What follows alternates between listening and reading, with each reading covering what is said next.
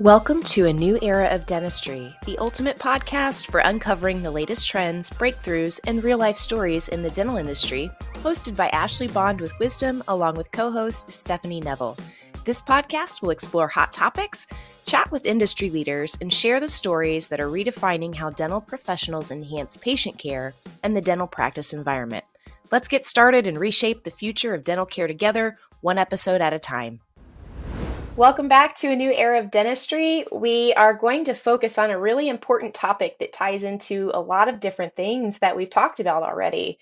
Revenue cycle management, clean claims, burnout, leadership skills, all of the above, all factor into how well your team is trained and what that looks like organizationally within the dental practice. So we have with us today Brenda McNulty of DSO Facts.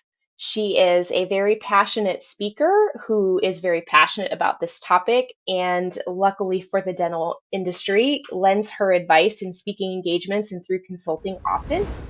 So we are going to pick her brain today and see what she has to say about that. Hello. I'm so excited to be here. Thank you for that wonderful introduction. You are so welcome. So what's the first thing you think practices should keep in mind when it comes to training their staff, and what piece of it should come first? I have this phrase that I use in all aspects of dentistry that says clear communication plus clear expectations is what's going to deliver the ultimate results. So if you're not clear in either your communication or your expectations, the results are not going to be there. And that happens through working with your team and knowing what it is exactly that you're trying to accomplish. So first and foremost, that's what I would say. Amazing. And would you say that change is the hardest thing to implement when it comes to just training in general in the office? I do find that many people struggle with change. And when I think about change, I think about them just really not knowing what the big picture is supposed to be. So I focus a lot on the with them. What's in it for me to do this? Why are we doing it? Why are we making these changes? Because it's working just fine the way that it is. So it's very important when you are training, and specifically when you're making changes, that you focus on how this change is going to impact them or the patients in a positive way.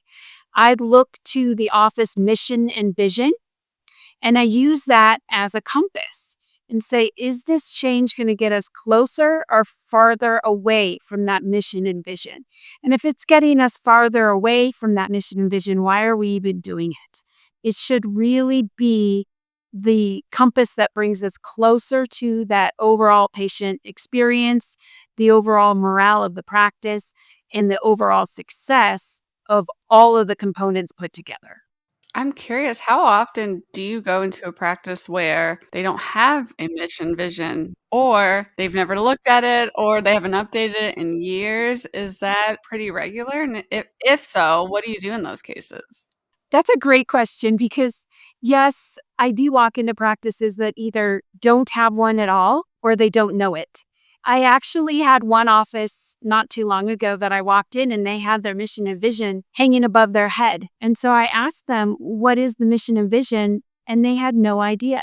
And they've been working there for 3 years, looking at it every single day for 3 years, but still didn't have any idea. So we sit down with our leadership team and we think, is this even relevant anymore?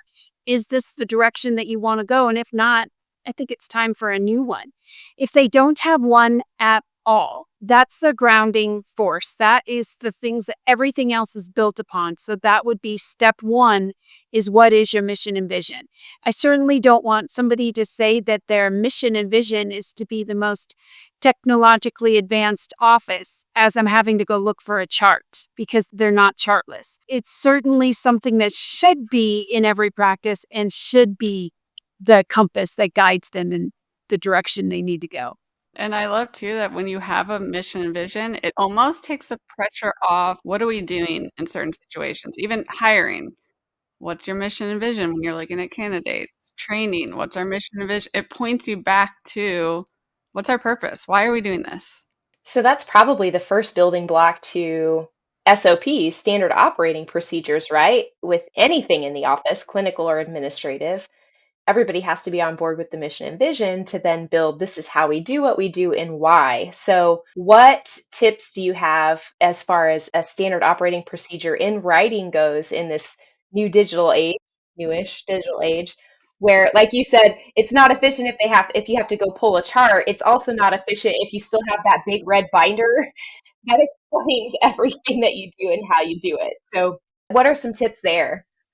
I'm a big fan of standard operating procedures. I have them for everything. Even if it's returned mail, we have a standard operating procedure for it.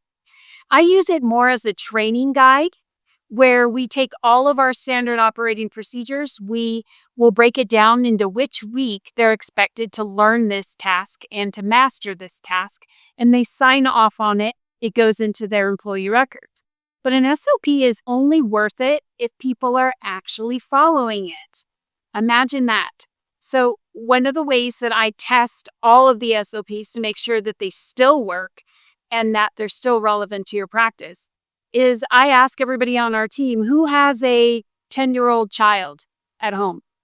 When they say, well, I do, can they come in on Thursday? I need to test out some of these SOPs.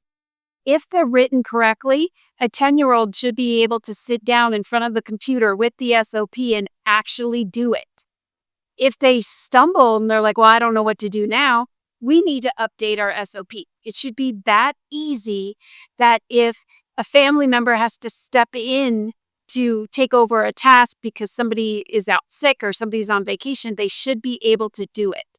They have to be readily accessible, readily searchable. But the big red binder isn't working so much anymore in practices. It's got to be online, but they have to be able to find it. Like, how do I process a deposit? How do I run a credit card? But the most important piece is that it stays current, that somebody is going through them often and updating them. You can make them as easy as you possibly can with screenshots now. And I'll be the first to admit that I take the easy ones. The ones through the software that I can just Google, how do I do this on Dentrix? And it gives me the step-by-step. Great, I can copy and paste and use that in my SOPs. It should be that simple. Yes, I feel like that was a personal call out about the red binder because in my dad's practice, we had a red binder. We call it the protocol book. And I was just with him on vacation. We were just joking about, is it written in the protocol book? Because we would say that all the time. So yes, if you're using the protocol book, update your systems. I'm guilty as well. That's exactly where it came from. And along those same lines, Brenda, do you think that it should be different sections of, we'll call it the protocol book, but it's digital, right? Who should own it? Should different team members own different facets? Should one team member oversee the whole thing? What should the doctor's involvement be? What does that team and organizational structure look like? It can look different ways for different practices. One of the ways that I integrate both teams is, we really want people cross-trained. So when an SOP is created for the business team, it's tested by a clinical team member. When it's created on the clinical side, maybe how to set up a crown prep or something, it's tested by a business team member. The actual owner of those would be the team itself. I don't ever want to make somebody to be the head of something and have to have all of that power underneath them. Like, why isn't there an SOP for this? It should be a list of things that we need SOPs for. And then at the monthly meeting, we discuss, hey guys, we found out that there's 5 more clinical ones that we need and 3 more business team ones. So who's going to write it? Who's going to test it before it becomes law and put in your SOP book? I don't think it's a matter of one person owning it. And what is the doctor's piece of that? The doctor should obviously know where it is. They should also be reviewing it. If it's got anything to do with chart setups or chart notes or anything, obviously we definitely want them to be involved in that particular piece of it. But really, I think where the doctor comes into play the most is motivation. Telling them why we need this material, how we're going to utilize the material, and thanking the team members once it is created. One of the doctors I know had a big stack of gift cards of all different places and all different amounts. And when an SOP was created and tested and ready to be published in the binder, that person that owned that particular SOP would get to go pick out an envelope with a gift card in it. And boy, did those SOPs get created quickly. I love that idea. Such a small gesture, but makes such a big impact on team members to show that they're valued. Exactly. And they only got it if it was tried, true, and tested. Yes. And I love that the 10-year-old test. That's brilliant. And I think what you said about the 10-year-old test is brilliant advice. I think sometimes in the dental world, you can be in it for so many years that you think what you're saying is common knowledge to everybody. And then, if you do the test against a 10-year-old, you're going to come to find out that what you think was written out really plainly isn't written out really plainly. So I think that is a brilliant tip you gave to have a 10-year-old test it out and see how simple your SOP really is. It works, I tell you. I know you have extra kids. You can loan them out, right? Exactly. My 13-year-old and almost 9-year-old start reading my SOPs, and that would show me a whole lot. Oh, you know what? I just thought of a question to ask you that reminded me of something you said before as well. So I'm running through my mind clinically and thinking, but if I have to give up my red binder, what if all my pictures of my tray setups? I'm sure you both seen that too. Like as an assistant, I had a picture of every single tray setup in case somebody else had to set up the room. This is how the doctor likes it. Please do it that way. Maybe I'm a little bit of a control freak, but that We aside, had that. it reminded, I think the best assistants kind of are, but that's just me. It reminded me of something you said before, Brenda, about like Yabbit disease or something like that. So, what's some good advice when people come at you with Yabbit disease when you're trying to build out these really great updated processes? Well, I have to tell you, I used to be somebody who immediately went on the defense when somebody said, yeah, but I'm like, hey, they're negative. They're not on board. They don't want to go forward. And now I see it as okay, if they're saying it, somebody else is probably thinking it. So it needs to get out. It's like that air bubble that's stuck in your belly. You need it to get out in order for you to feel better. So I say, tell me more. Tell me more. Yeah, but if we don't have the binder out, how are we going to know the tray setups? I go, that's a really important idea. I can hear you that it's important to have those tray setups. So what's your idea? What do you think would work best? And realizing that I don't always have the best ideas. And somebody may be looking at that SOP and going, there's a much easier way to do this. If you've ever worked in any dental software, you know that there's probably 10 different ways to get to a ledger, and there's 5 different ways to look at the appointment book, right? So there might be one that has less keystrokes. So when they say, yeah, but I ask open-ended questions. Tell me more. How would you do this? Sounds like you have a really good idea about this. How about you take over the SOP for that particular task because you seem to be the master? But I utilize something called transformational leadership, not transactional. So we show them the big picture. The big picture is, Ashley, I'm sure you probably want to go on a vacation at some point in time. And I'm sure when you come back from that vacation, you don't want to have to do all of the work that came in while you were on vacation. So the whole point of creating these SOPs is to have somebody be able to step in and do your work while you're gone. It is not to replace you.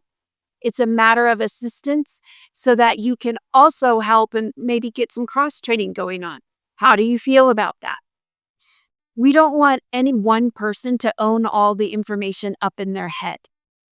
So when you talk about that transformational leadership approach, how do you see us being able to do this? And asking open-ended questions, it's going to open the whole space for more of a discussion. We don't ever want to say, Ashley, I need an SOP for this and I need it by Friday. She may not even be the expert in it. So we simply open it up, say, this is where we're trying to get to. Who's going to help us with that? And how do you see that path going? Yeah, and I think there really is no better time to start this than now. So any offices that this isn't the regular, today is the day to get started. Reach out to Brenda if you need assistance, because it's not if a team member is going to be out or if an emergency happens. It really is when it's going to happen. So are you prepared, and can your practice still operate as it was if a vital team member is not there? And even if somebody's not out, I look at it from a training perspective, because how many times have you gone to somebody and they say, nobody ever showed me that. Nobody ever taught me that. I don't know how to do that. If we have all these SOPs created, and let's say we're really spot on, we think we have them all, then it's just a matter of dividing it up into weeks. So we're not training somebody with a fire hose. We're training them with a drinking out of a cup. And we say, these are the things you need to learn week 1. And then they can see the reason why I'm not learning how to post a payment until week 5 is because it's really more important that I learn how to read a ledger first. And that way they can see what's on the horizon, and they don't have to come up and ask these questions. They know. Yeah. So it's like phase 1, get your SOPs. Phase 2, start training on them. What would be your strategy? So you go into an office, they have now all their SOPs that are written. Say they, have a team member that maybe a new team member, or you just realize everyone's not trained on all the SOPs. Where do you even know to start? It's 2 different scenarios for me. If we're talking a brand new hire, I'm going to train them on the basics at first. Like, where is our emergency medical kit?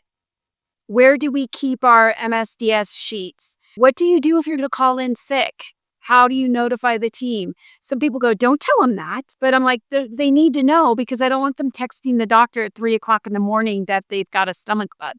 So we talk about the very basics week 1, and then we start going through the SOPs on an easy level.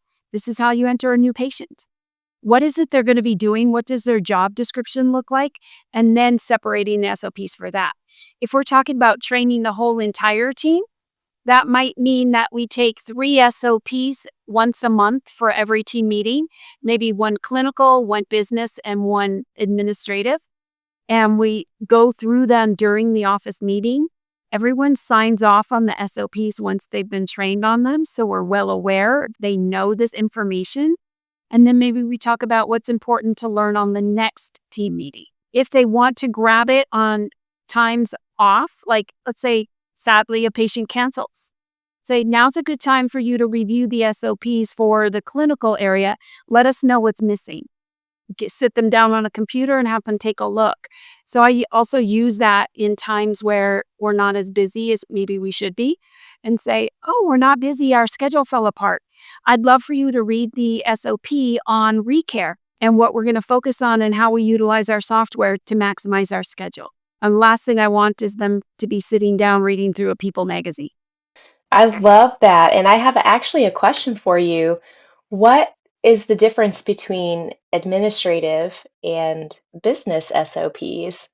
Oh, okay. Yeah, you kind of just threw that out there, didn't I? I meant administrative, probably more like HR. Like, do you understand how to clock in and clock out, and what to do when you miss your clock in? Simple things. Where do we park? If we get stuck by a needle, what do we do? The basic overall piece, but not the actual patient functions day to day, like entering a payment or scheduling an appointment. But the administrative, how I see it, is more HR or more benefits package. Who do you call if you have to make changes to your 401k or turn in a new W-9? Perfect. That reminded me that I think a lot of smaller dental practices don't have HR and they don't separate business and admin, and that is a whole other issue when it comes to SOPs and who's watching, who's owning, all of those things. So this is really enlightening. And another thing I'd like to ask you, for our audience especially, is what SOP do you see is missing the most that is very detrimental from offices who are struggling? Like, what should our listeners go, oh my gosh, I need to look at that, make sure we have it, and refine it? It's definitely not what you think it's going to be. The first one is I take somebody from the clinical side and somebody from the business side, and I go, tell me what the doctor's 10 pet peeves are. I need to know what their pet peeves are. Those are the most important SOPs. A doctor that goes, why is this lab coat hanging on the back of a chair? I've told them 10 times they can't do that.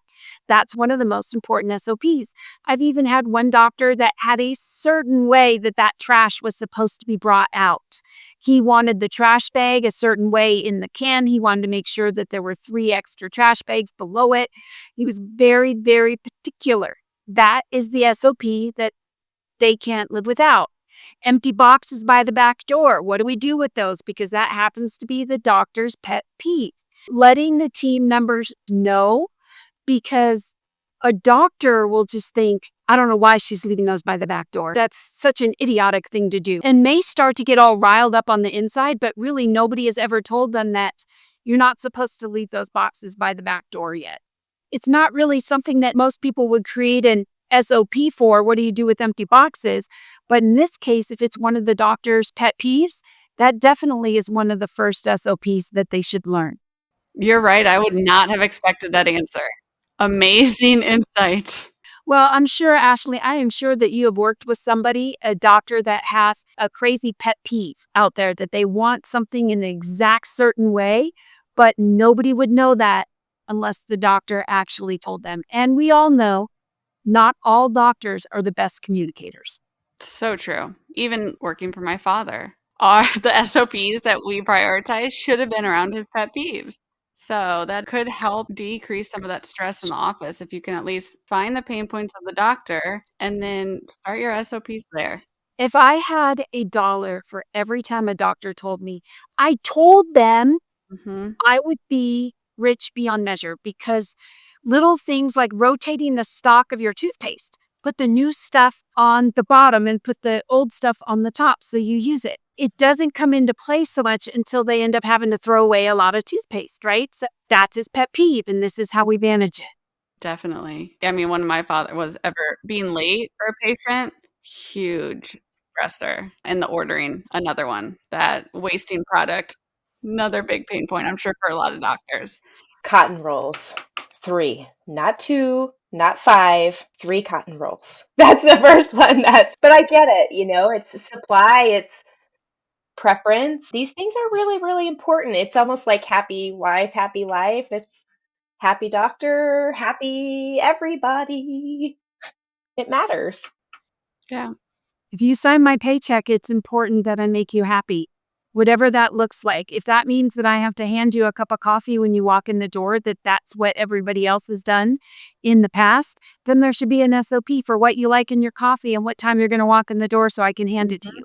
But if I don't know, I can't make that happen for you. And I think it's misunderstood sometimes, how stressed a doctor is. Having that business ownership on your shoulders is a lot. Performing dentistry is very high stress. I mean, you're working in very small spaces to perform work for your patients. So it's a very high stress position. I think we forget, and we'll sometimes just be like, oh, they're just stressed for no reason. So I think even, taking a step back and remembering our vision, our mission, the doctor pays our, signs our paychecks, and have a little more empathy too for our practice owners is helpful. And when we're dealing with all these different generations within the workplace today, my generation was, tell me to do something and I'll do it. I didn't need to have any explanation. It's just, if you want this, I'll do it. Versus now, they really want to know the WIFM. What's in it for me to do this? Why are we doing this? This makes absolutely no sense. You have to talk through it a lot more with some of these younger, brand new to the field people than you did with my generation. Mine was, somebody said jump, you start jumping, and then you ask how high and how long and all of that, but you didn't prolong the jumping because you needed to start it right away. And that's simply not the case anymore. You're going to get questions like, why do we need to jump? And is there something else that we could do instead of jumping? So it's important to realize that and kind of get in their heads a little bit as to the WIFM, what's in it for me. Yeah. And understanding that all different generations bring in different pros, and it helps us all think differently instead of thinking one way. And I think embracing the differences helps us as a team just thrive more. Yeah, along those same lines, so if we flip the switch a little bit, Brenda, what advice do you have for doctors and leaders in the empathy department when it comes to enforcing that organizational structure with empathy so that your team does understand and they want to get through the hard stuff? Because it's not always fun. Sometimes it's hard. Well, it is hard. It is really hard. And when a doctor is struggling with empathy, one issue is they're showing it in their face, right? They're like getting grumpy and you can see it in their face. So I have to tell them that the nonverbal communication is so important. Instead, stay open and ask those open ended questions. So tell me more. Use active listening. It sounds to me like you don't believe SOPs are very important in the dental practice. Tell me more about that. How do you feel that an SOP would be beneficial to the practice? Tell me more. So it's asking open ended questions and using that active listening to make sure that we understand, because sometimes it's not a matter of if they say they don't want to do that SOP, it could be because there's another one that's more important that they want to do. It's not because they're being defiant. So if you ask that, tell me more about it, they'd say, well, although that's an important SOP, I think it's more important for us to have a standard for taking a credit card payment over the phone first than it is for doing recare because we're getting more calls for this or that. So it's being open to the fact that you may not be 100% in the right all the time. Nonverbal communication is speaking to your team in more ways than you even have any idea. Rolling the eyes, all of that good stuff does not go very far in the empathy department. So smile and listen, use active listening. Yeah, that's very true. That sort of thing is being talked about more and more, in the younger generations. But, my father's generation, for instance, they didn't talk about nonverbal cues and feelings. And it was more just like he used to always say, pull up your bootstraps and get it done. That was what that generation was. And so now I think it's important to have empathy and to not just be that dominant, you do this, but it's a team effort and hearing all sides. You don't have to be right, I think is really important. So I love that you're spreading that message. Oh, thanks. My very first dental office had a trash can outside the back door and it said, leave all your problems and bad attitudes in this trash can before you got in the door, because a patient doesn't need to be able to feel that your cat died this morning or something like that. And I see the owner's mentality in that, but we're Mhm. humans, right? There's that human element and that empathy piece that we all have to master. I haven't mastered it yet. I work on it all the time because I have to remind myself of what my inside voice is. And Mhm. well, I can twist that so that my outside voice actually sounds somebody who's empathetic. Yes, and it takes being very aware and in your conversations, just very intentional in what you're saying and pausing before you speak sometimes. Yes. That's hard. That's hard. It's very hard. So I know you're out there speaking around the country in front of dental audiences. I would love just to see here, what are your favorite topics to speak about? My favorite topic is always how to work with those yeah butters, the people that have yeah but Mm, disease in your practice. You're trying to implement new ideas, or maybe you just want them to do something and they always come back with yeah but. So that's one of my favorite speaking topics is on that. Obviously, why we need SOPs and how that's going to impact your practice. But I think where I have a lot of impact is verbal skills, knowing what to mm, say, what not to say. So a small example of that is when I work with my teams, we talk about how we don't book appointments because mhm, you get booked into jail and you get booked into an appointment that you can cancel. mhm, But instead of saying, let's book an appointment for you, I say, Ashley, it's very important that we find a day and time that you know for sure you're going to be able to honor. I can reserve 90 minutes specifically for you on Thursday, such and such a day. How does that sound to you? So we switch up the verbal skills and we have a much higher impact from the same type of words. It's just mhm. switching up the words. So I take great pride in the fact that I've mastered some of these scripts and they've become the forefront of having successful practices. So pretty much those are the big ones. I speak on a lot of different things, but those are the ones in the highest demands right now. What events can people see you at this year? And after that, how can people get a hold of you to book you as a speaker or to just get in touch with you for some consulting or coaching? Well, thank you for that question. Yay. My website is dsofacts.net, and it's FACTS, not the old school FAX. So dsofacts.net. You'll find a lot of information about me and my speaking topics and whatnot. I'll be attending a lot of events. I have some private speaking engagements that are coming up from some DSOs that I can't necessarily talk about because it's inside organization ones, but I'll be attending a lot of meetings coming up, including ADOM, and I'm sure I'll see your bright and shiny faces there. And, some of the Speaking Consulting Network meetings and the Academy of Dental Management Consultants, ADMC. I'll be attending that, and I'm actually speaking at that event as well. If you come to my website, you'll see that I'm very passionate about many things, and my faith is one of them. So some of you may get turned off by my website, and that's perfectly okay. It's very faith-based, and that's who I am as a person. And I want to make sure that if you hire me or you ask me to speak, that you know what you're getting. So it's very transparent as to my personality and what services I offer. Just love that you can be just unapologetically yourself. And that is very important in this world. So we'll make sure to put all your details in our show notes. So if anybody needs to reach out to Brenda, you can go and click right in there. And I just want to thank you so much for coming in, giving us some of your really great tips. I've personally taken away so many things that I can use. So thank you so much for all your knowledge. Thank you for inviting me on the show. I am one of Wisdom's biggest fans and appreciate the opportunity to speak with y'all both today. Thank you so much, Brenda. And we'll catch everybody next week. Thank you for joining us on today's journey through a new era of dentistry with your host, Ashley Bond.